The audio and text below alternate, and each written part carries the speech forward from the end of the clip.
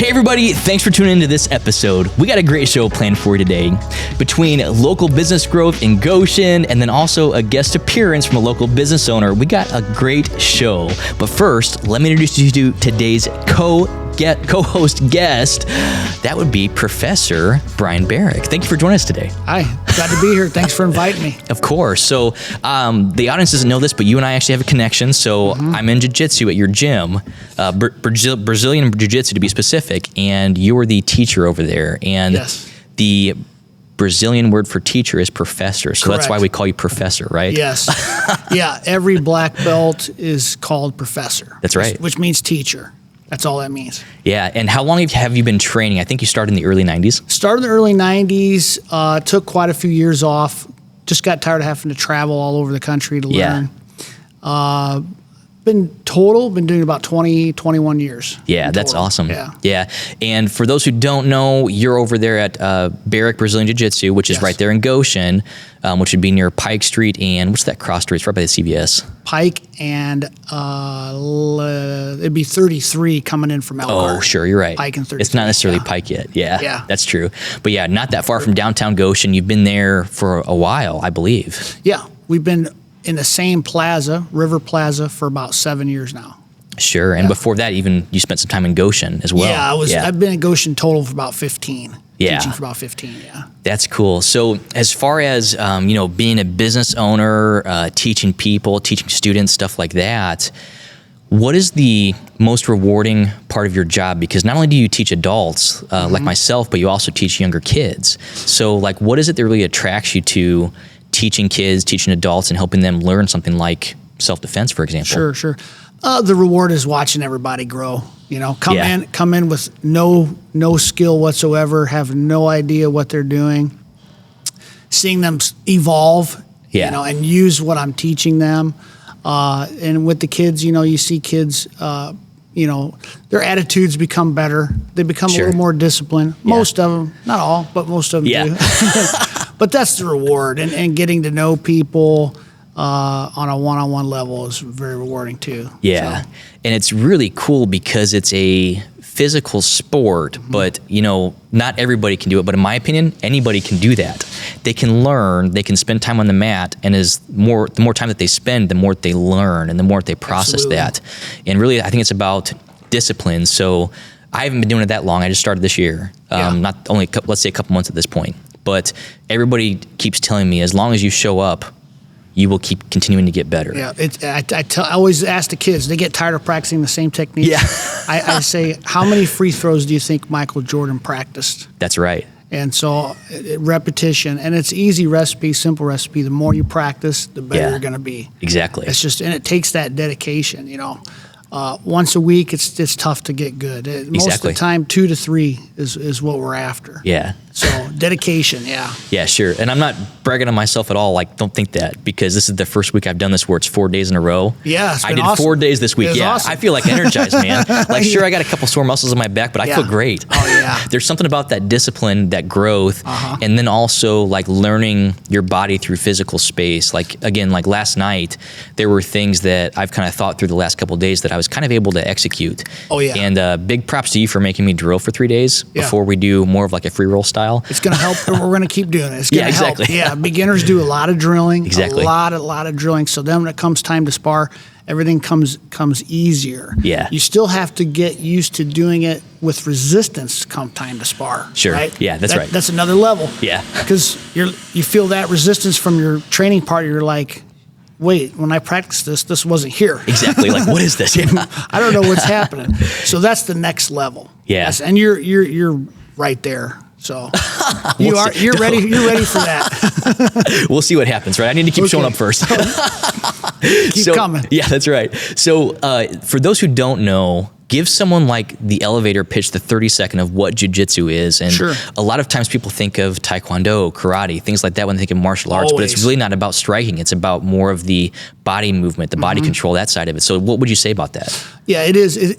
It's really considered a non-striking art. It's you're going to defeat that person or your attacker by closing the space and getting close to them.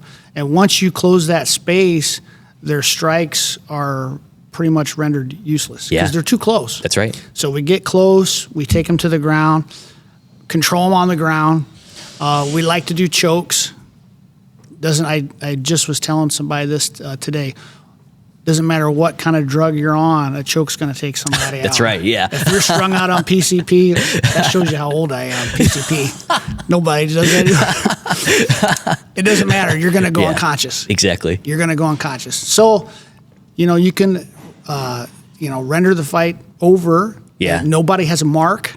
Exactly. No broken noses, no black eyes, and you can get up and walk away after they go unconscious Yeah. if you want. Exactly. So that's the neat thing about it. We also do arm locks. Yeah. We also destroy limbs. We try not to destroy them, but we practice destroying the limbs. Yeah. So it's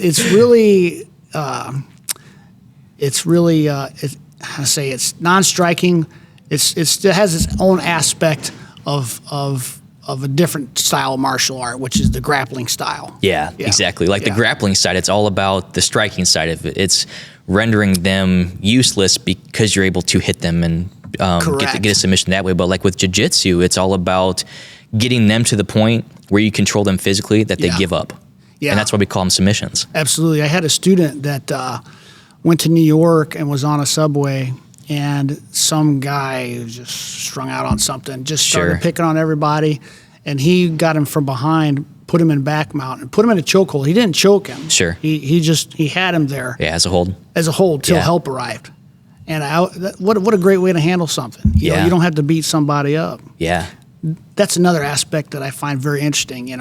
You can control them with very little violence, really. Yeah. Or you take Seriously. it as far as you want. So. Yeah, and that's what I love about it is there's the self-defense side of it, there's the practical, realistic side, but then there's also this athletic side, this competition side of it, because there's this moment where, and I'm not saying I'm there yet, because every time I go in, I feel like I have this awakening, like every single time. But it's like you say this all the time, it's like you're playing chess. Yeah. And there's a move that you do, someone counters that. When they counter that, there's 3 or 4 things you might be able to do. But if you get to the point where you can't do any more moves, like you screwed up a couple moves back. Exactly. Yeah. I always look, what did you do to get where you're at? Yeah. Right. 'Cause Exactly. You must have done something wrong. Why am I always getting caught in this choke? Well, let's back it up. Let's see what happened from the beginning. And as far as the sport aspect, we call it combat sport. Yeah. The point system is geared towards the better position in a self-defense situation. Yeah. So the way we train, it will prepare you for self-defense, because we're always looking for the dominant position, looking to get on top, take their back, looking to get that choke hold. So yeah, it works great, I think. Yeah. That's why I've been doing it for so long. Yeah, and even like the points and the competition side of it is amazing, because it's not like there's a science to it, but you see the flow of how you get to that, and especially point wise. So last night when we were rolling no gi, there was a point where one of the other black belts, a professor there, the position that I got was a very dominant position because I took his back, and he said that's 4 points, and that's when it clicked in my head. I was like, oh my gosh, that's 4 points. Why don't you just do that all the time? Because it's one of the best That's right. positions. Exactly. If you have to defend yourself, just like the situation with my student. Yeah.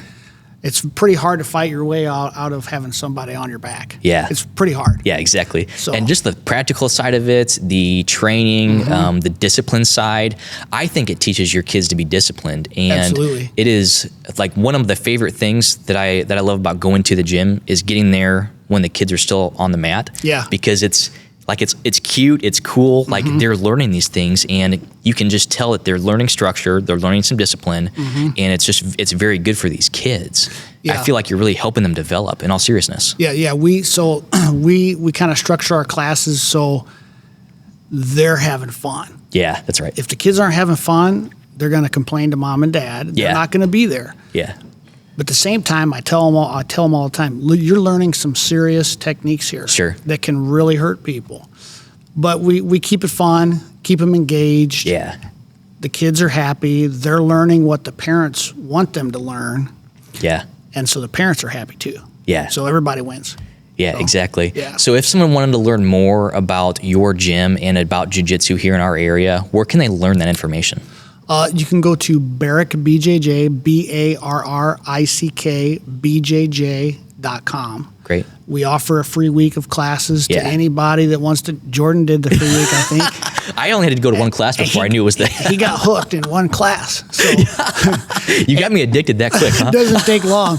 I can count probably one hand in 15 years how many kids didn't like it. Every kid Sure. that comes in, because we make it so fun. Yeah. And I can read people pretty well.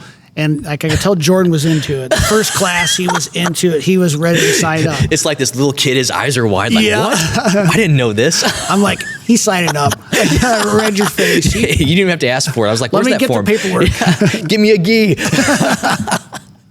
But also, like, seriously, so one of our producers that has been helping with this series, Lauren, who you met earlier, producer Lauren was talking about when she did karate when she was little. So about 10 years ago, she was able to go through 3 stages of belts.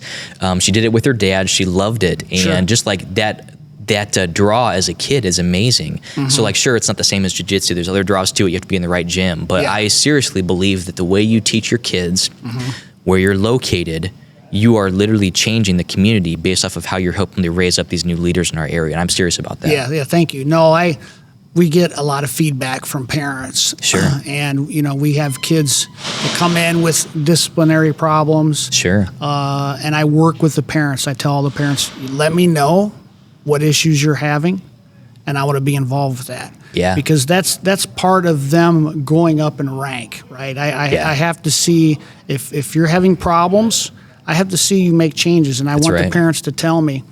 And we've had, kids that get in a little bit more trouble than just at home. Yeah. And, I want to be involved with whatever else is going on. Yeah. So I can help with the discipline. I'm always ready to do that. And a lot of times it works because those stripes and those belts mean a lot to those kids. So, Yeah. So if I tell them, hey, you don't straighten up, you're going to lose a rank. And Yeah. I've had to do it. And No most of way. the time it Yeah. helps. Yeah. And it's hard for me Yeah. to take it away. Yeah, exactly. It I'm is sure. hard for me. Yeah, but you to do know that. that taking that away can lead them to more growth in the future, and that's why you do it. The first child I did it to is still with me. It was 9 years. He's been with me 9 years. Oh my word! I dropped him in rank. Yeah. Did he cry when you took the? Yes, he did. Okay. I almost did too. It was not easy for me. But like, 'cause I've known him since he was a baby. Sure. But like, in all seriousness, that's a very intimate thing, helping someone grow. Yeah. And so, so one of your professors, Professor Hay, the one you were talking about that has gone and traveled to Brazil, he's in LA right now. He spends time doing seminars throughout the country. He had a seminar at Around your the gym. world. He Yeah, goes around the world. You're right. Yeah. Exactly. So Yeah. he had a seminar at your gym not that long ago, and you did a belt ceremony there. Yeah. And you actually awarded a black belt that night. Yes. To Nate Woods, which was It was amazing to Nate see. that got it. Yeah, That's yeah, right. Yeah. And And that's like a once in a lifetime thing for me to see that and experience that. I almost feel like. Yeah, most people don't realize that it's typically, I would say, between 9 and 12 year. That's right. Yeah. And Nate's been doing it It for was about 9 to 10 10, and a right? half. Yeah. 10 and a half. Yeah. So it's a big deal. It's we always say if you're looking to get belts, you're in the wrong martial art. Exactly. Yeah. Because as an adult, like as an you know adult, that. Yeah. Yeah. There's other ones you can do. You can be a black belt in 2 years. Sure. But it doesn't work that way It in doesn't work jiu-jitsu. that way in jiu-jitsu. No, luckily we've stayed with that tradition. Yeah. And not sacrifice quality for marketing or quality Yeah. for growth. Yeah. In the gym. Exactly. Yeah. So Shane Sherman, who you know pretty well, last night or the night before, we were joking about.